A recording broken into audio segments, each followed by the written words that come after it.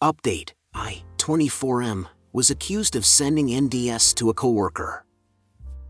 Let's call my coworker Rachel. Over last few months I've become good friends with Rachel. She lives with her BF, but we've been flirting with each other since past few weeks, after we were paired for scavenger hunt during office retreat. Up until the office retreat, our only medium of communication, the app we use for teamwork, Slack. Two groups, one is for office chat and the other group comprises of 20-something from work, more of an after-hours chat group to hang out together for drinks/dinner. Me and Rachel were just friends until our office retreat last month. We started having our own private Slack conversation and then later continued our conversation on iMessage.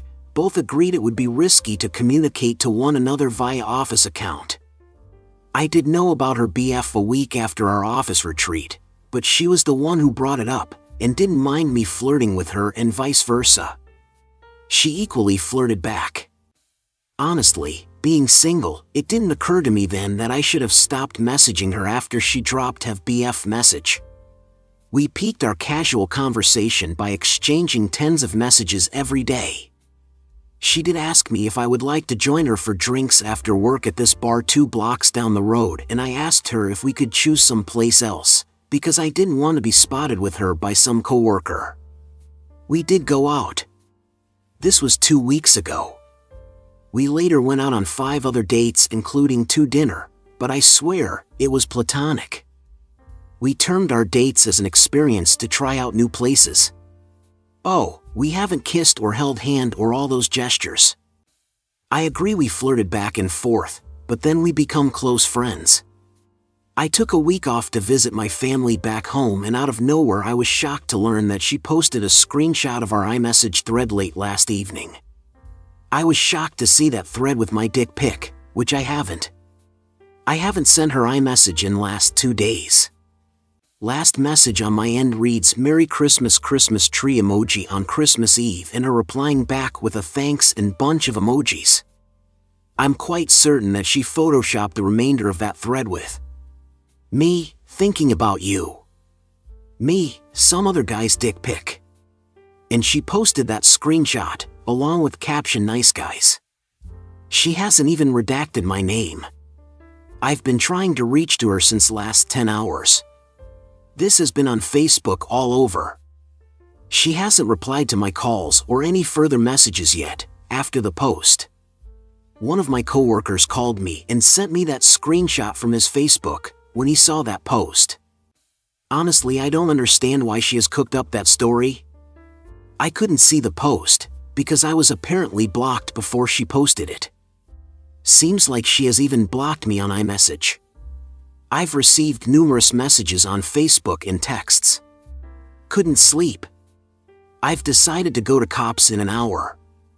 I've even sent out an email to our company's HR last night explaining that it wasn't me who sent that pic and attached screenshots on the end. Thought this might escalate to HR sooner or later. I also sent Rachel email, trying to be as polite as I could as to why she posted that screenshot, which we both know wasn't something I did. What's stressing me out is the damage it has already done to my reputation by the people who have seen that post. I have asked a trusted coworker/friend to send me screenshot of comments to that post every often since I can't view that post. Truly appreciate any inputs you guys might have. This was out of nowhere. What should I do moving forward besides contacting the cops? I worry that my word won't hold against hers. Can I ask cops or HR to personally vet her inbox and validate that against her post? Because I know that would prove my truth that I haven't sent that pic. Please help. TLDR coworker, close friend, posts a purported message thread on social media claiming that I sent her my doc pic. Update: I was advised to file complaint in California since I live and work there. I'm gonna call a lawyer who happens to be my mom's cousin in California. It's very, very stressful to endure being accused of sending dick pic when you haven't. The embarrassment is driving me crazy. And load of messages in my inbox. I have this urge to reply each one of the .m explaining it wasn't me, but that might backfire. I don't know.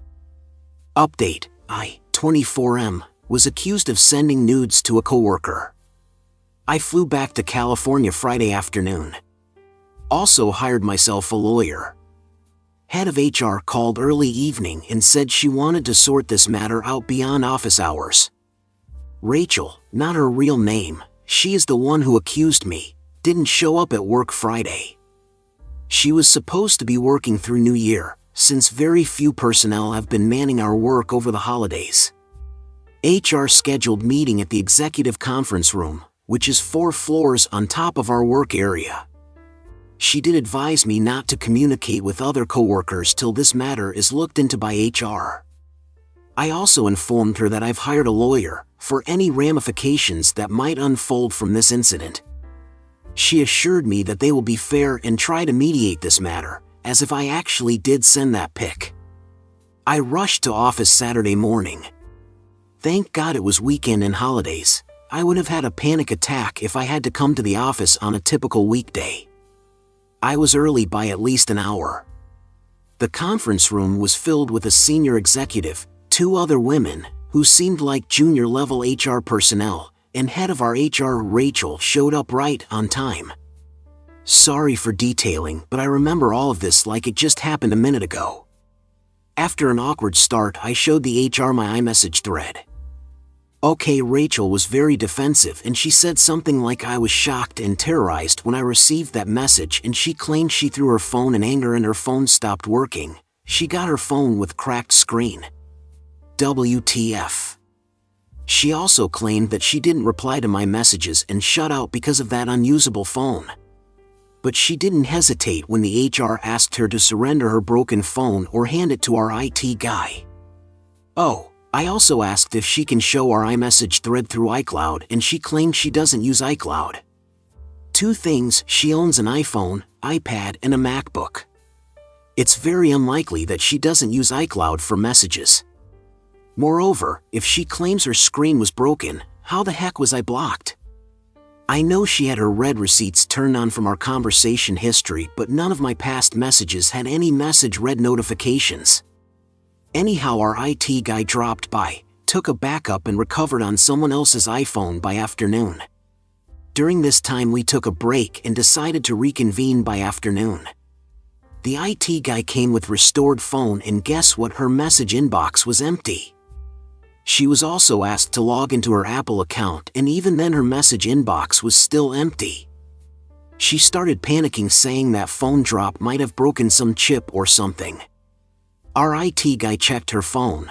We were asked to sign a consent before turning our personal devices to company, and did something with work profile config or something.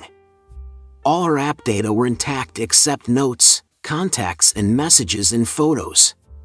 Our IT guy gave his conclusion that it was deliberately deleted. This was few hours ago. Okay, since all of this was recorded, not on camera, but documented by one of the junior HR personnel, our meeting was adjourned and we had to turn our phones. Rachel was also asked to turn her MacBook and iPad, as the IT guy believed they can recover from her other devices. And oh, our IT guy called what he said was our in-house iOS expert, who devised work profiles for all Apple devices of employees, whether company issues or BYOD. This was around 4. By 7 p.m. I received call from our HR where she said that they haven't been able to recover any messages from either of her Apple devices. She also affirmed that IT thinks those messages might have been deliberately deleted, but they cannot prove that for certain, something that's required by company bylaws to terminate her immediately. Another thing, I was told on Friday that I cannot sue any current employees, which means that her hint of terminate her immediately makes me wonder if they are gonna actually fire her. I also spoke with my lawyer, who is certain that they will let go of her and then we can file a lawsuit of her own. Not sure what the future is gonna hold for me, but all I'm looking forward to in the next few days is a legal obligation wherein Rachel is forced to publicly apologize everywhere for accusing me of sending her nudes. I haven't spoken to her or able to determine the true intention for framing me into this. I'll be going to office late evening on Monday to talk to those IT guys and collect my phone back, I was cleared to collect my phone, not sure of Rachel. I might also ask them if they found anything worth helpful, since at this point in time they are the only people besides Rachel that can see what's on her device. Still 2 unanswered questions: if she would be fired, so that we can file a lawsuit against her, and why the heck did she do it? Sorry, I saw so many comment notifications. I wasn't able to respond to all of those after flying back to California and the ruckus in between. Would try to respond since it's gonna be Sunday soon. It's also interesting to know that IT guys don't have access to iMessages even after having installed Work Profile. We had a 30-minute video explaining what Apple Work Profile is and how it works. Rachel's demeanor was as if she was victim of an abuse. I'm really thankful to my coworkers, one of whom actually picked me up from the airport and helped me get some dinner, while this other coworker talked me over to not do anything crazy that I might regret. TBH, I was gonna send her a trashy email for having ruined my life, but I was reminded by a friend that it's gonna hit me back if this was to be scrutinized any further. Oh, I also intend to reply to FB messages once we can initiate the process to sue her. Story 2. My wife lied and told her kids that their father was dead. I exposed her lie and took them to see him. My wife got full custody of her kids, for G, 6B, 9G, after their dad got sick. She rarely let them see him or let the grandparents see them. It was like this for whole 8 months. Then their dad's health got worse and she just stopped taking them to see him. She claimed she was protecting them from being traumatized, but in my opinion, this is the time where they should have seen him the most. The latest stunt was finding out that she actually lied to them about him being dead. I was shocked and felt quite sick seeing the kids cry for days and looking depressed. I called her out on it and she said it was the only way to get them to stop asking about him and not pressure her into taking them to see him in that state. I had the biggest fight with her over this. Then I took the 3 of them and went to the hospital and called their aunt to take them to see their dad. All without my wife knowing.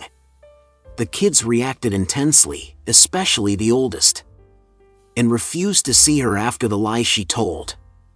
She had a psychotic breakdown and started yelling at me saying she has been trying so hard to navigate this awful situation, and I turned her own kids against her and demonized her. WHRN, she only had their best interest at heart. She has moved out and is considering separation, either temporary or permanent.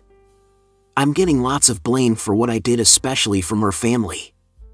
The kid's father's family are, however, appreciative of what I'd done, but said there will be a lawyer involved, so the issue got 10x worse. I don't know if I did the right thing, but I feel like I messed up my life and my marriage. There's no coming back from this, especially knowing the court will get involved. Thank you for watching. If you enjoyed the video, hit like. If you would like to see more, feel free to subscribe.